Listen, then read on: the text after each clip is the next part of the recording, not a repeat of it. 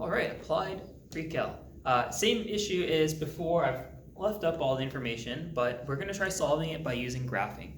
For those of you going into applied, this is going to be your best friend. We're going to use something called Desmos. If you practice with it in your previous work, you know already what it is. Desmos, or any graphing software, if you're working with a graphing calculator, for example, you could do that.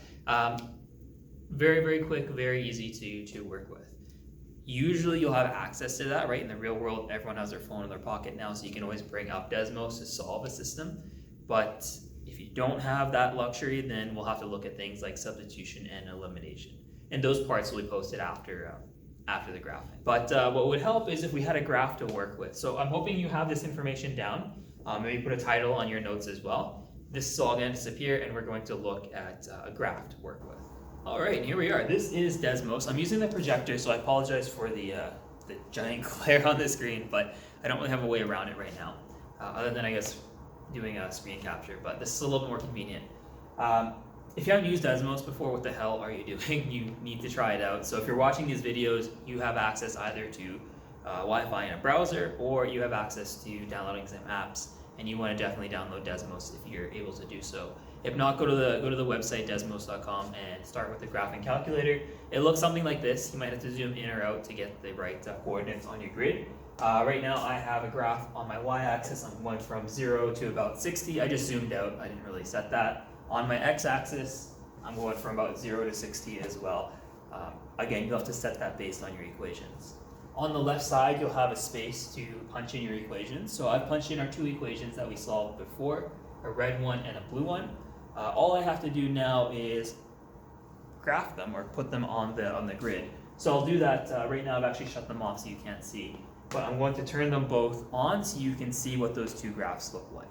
So let's start by showing you what the red graph looks like, and that was for 12x plus 24y is equal to 780.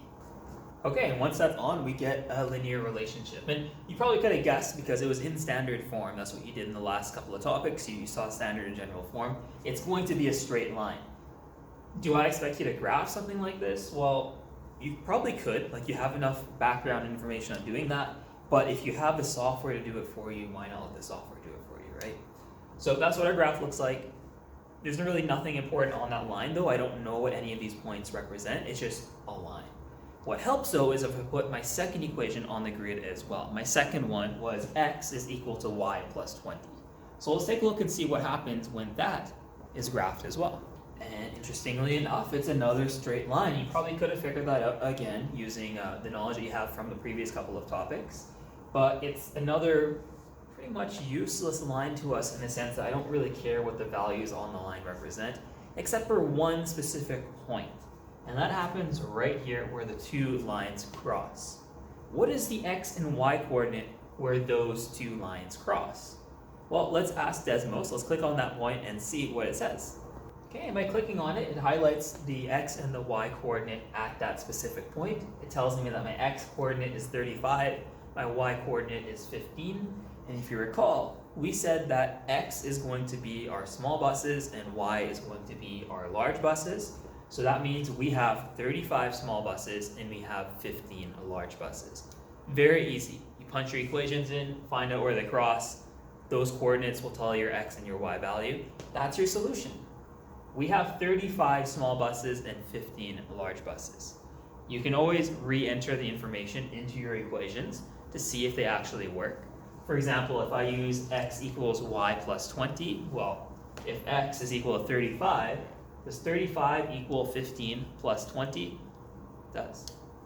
We could try it with a more complicated red equation. I'm not going to solve that one because I can't do mental math that fast, but it ends up working that way as well. You can test your solutions. So that's working with graphs. It's very easy, and that tends to be people's most preferred method. You're going to have to learn the other two methods as well, substitution and elimination. You'll see those videos popping up.